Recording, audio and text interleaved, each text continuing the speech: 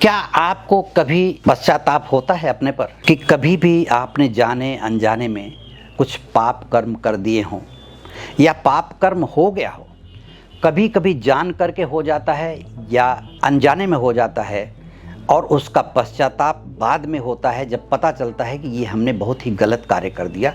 और दुनिया में कोई भी ऐसा व्यक्ति नहीं है जिसके द्वारा कोई भी पाप कर्म न हुआ हो।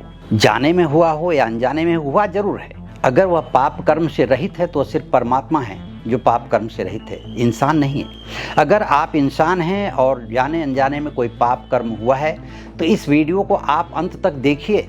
मैं आज आपको इसमें यही बताने वाला हूं कि आप अपने पापों का प्रायश्चित कैसे कर सकते हैं, कैसे परमात्मा से क्षमा प्रार्थी हो सकते हैं, क्षमा मांग सकते हैं अपने लिए। क्योंकि जाने में हुआ हो तो भी, अनजाने में हुआ हो तो भी, आप अपने पाप का प्रायश्चित करके इसी जीवन में अपने को पुण्यात्मा बना सकते हैं और आपका जीवन एक सुखमय जीवन हो सकता है। इस वीडियो को अंत तक देखिए। इस चैनल को अगर आपने सब्सक्राइब नहीं किया है तो सब्सक्राइब ज़रूर कर लें, क्योंकि इसमें कुछ अच्छी बातें बताई जाती हैं जो आपको समय पर पहुंच सकें और इस वीडियो को आप तक पहुंचाने में हमारा चैनल मदद करेगा।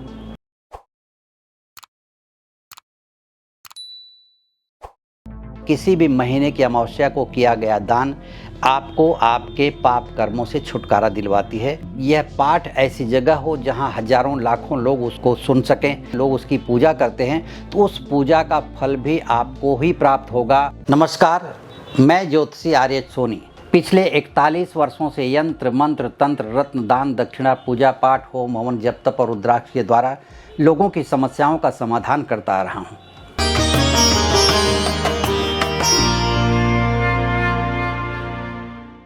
पाप और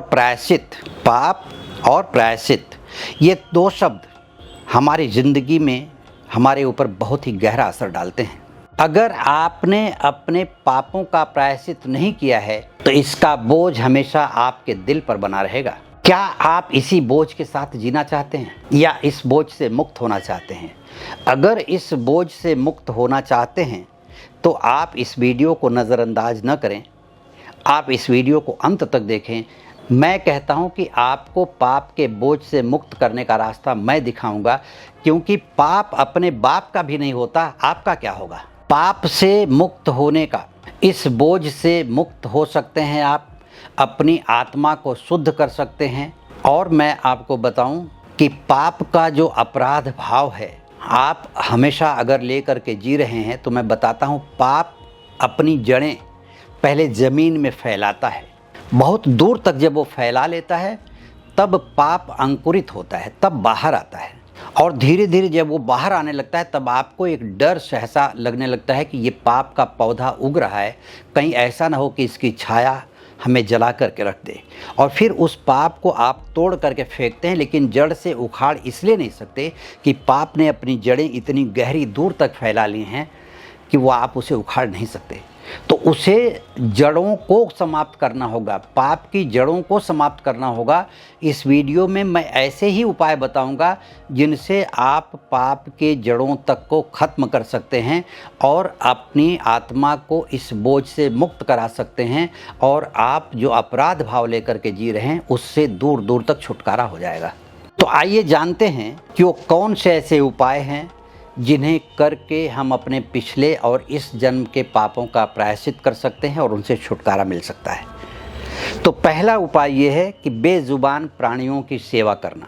गाय, कुत्ता, मछली, चींटी, ऐसे बेजुबान जो भी प्राणी हों, या गरीब की सेवा या अपंग व्यक्तियों की, अंधों की सेवा, जो भी सेवा के योग्य हो, जो किसी से अपनी सेवा मांग नहीं पा रहा हो और आप देख रहे हो कि वो व्यक्ति सेवा के लिए तड़पड़ा रहा है या उसकी सेवा की ज़रूरत है, ऐसे बेजुबान लोगों की अगर आप सेवा करते हैं, ऐसे असहाय लोगों की मदद करते हैं, तो आप ये समझ लीजिए कि आपके पूर्व जन्म के पाप कर्म तो कटेंगे ही कटेंगे, इस जन्म के भी पाप कर्मों से आपको मुक्ति मिल जाएगी।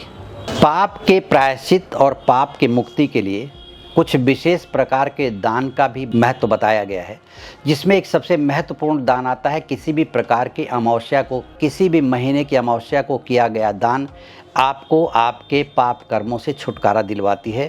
कहते हैं कि अमावस्या को किया गया दान आपके पितरों को प्राप्त होता है और पितरों के आशीर्वाद आप पर बरसने लगते हैं, जिससे आपको अपने जन्म के, इस जन्म के या पुनर्जन्म के, पिछले जन्म के किए गए पाप कर्मों से मुक्ति दिलाता है और आपको सौभाग्य की प्राप्ति होती है। तीसरा उपाय है धार्मिक ग्रंथों का पाठ करवाना या पाठ करना।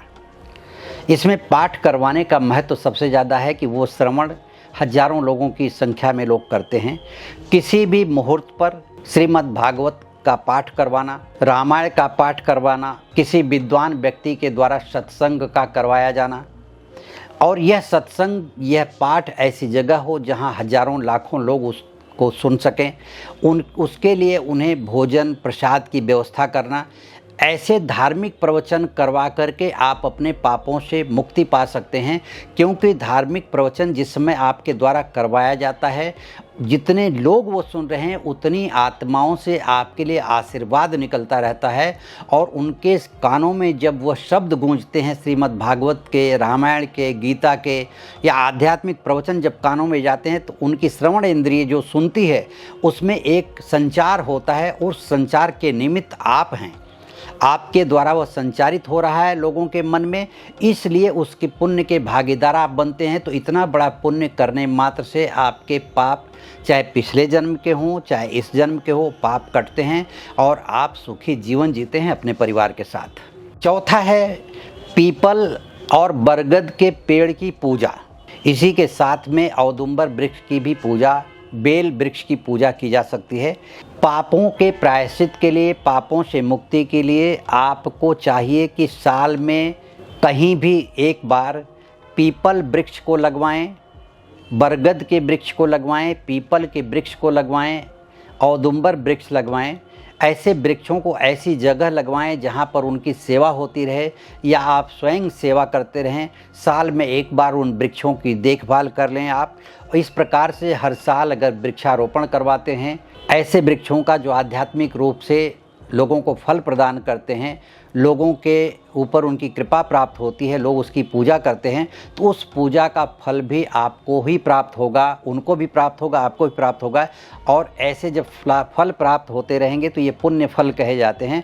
और इस पुण्य फल का भाव जब आपको प्राप्त होगा, उसका फल प्राप्त होगा, तो आपकी ज़िंदगी के जो पाप कर्म हैं वो अपने आप कटते चले जाएंगे, क्योंकि पुण्य के प्रकाश के आगे पाप जो अंधेरे रूप में होता है वो छंटता चला जाता है और धीरे धीरे प्रकाशमान हो जाता है। आपकी आत्मा प्रकाशमान हो जाती है और आपका दिव्य शरीर प्रकाशमान हो जाता है और पापों से मुक्ति मिलती है। पांचवा और बहुत ही महत्वपूर्ण उपाय है गुप्त दान। ज़रूरतमंदों को गुप्त दान करें, असहाय लोगों की मदद करें। कहीं भी अनाथ आश्रम हो, अंध आश्रम हो, वृद्धाश्रम हो, गौशालाएं चलती हों, ऐसी जगह आप गुप्त दान करें, अपने नाम के लिए नहीं। गुप्त दान करने से परमात्मा प्रसन्न होता है, क्योंकि आपको अपने नाम की नहीं पड़ी है बल्कि लोगों की सेवा की पड़ी हुई है। और ऐसे सेवा भाव से आपकी अंतरात्मा जागृत होती है, और उस अंतरात्मा के जागृत होने के बाद आपके आसपास आपके पाप कर्म भी नहीं फटकते।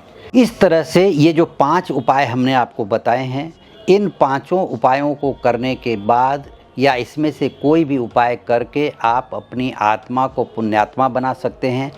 पापात्मा के अपराध भाव से जो आप गुजर रहे हैं, पाप के प्रायश्चित को जो आप भुगत रहे हैं, इनसे दूर दूर तक छुटकारा मिल जाएगा और कभी भी ज़िंदगी में आपको पाप का प्रायश्चित करना नहीं पड़ेगा। सिर्फ इतने से छोटे से उपाय से जो आप समय रहते कर सकते हैं और जो आपकी ज़िंदगी में बहुत ही महत्वपूर्ण है, उसको देख करके आप करें और अपने बच्चों को भी सिखाएं, अपने परिवार को भी सिखाएं, अपने रिश्तेदारों को भी बताएं कि इस तरह से करने से किसी भी प्रकार में जाने अनजाने में किए गए पाप से मुक्ति मिलती है और किसी भी प्रकार का अपराध भाव लेकर के जो व्यक्ति जी रहा है उससे छुटकारा हो जाता है। इसके अलावा यदि आप मुझसे संपर्क करना चाहते हैं या अपनी जन्म कुंडली का विश्लेषण करवाना चाहते हैं तो वीडियो के नीचे दिए गए लिंक पर क्लिक करके आप मुझसे संपर्क कर सकते हैं। इस चैनल को अगर आपने सब्सक्राइब नहीं किया है तो सब्सक्राइब ज़रूर कर लें, लाइक करें, शेयर करें, और आपके मन में किसी भी प्रकार का विचार हो तो कमेंट बॉक्स में लिख करके भेज दें, मैं आपको उसका जवाब दूंगा। नमस्कार, धन्यवाद।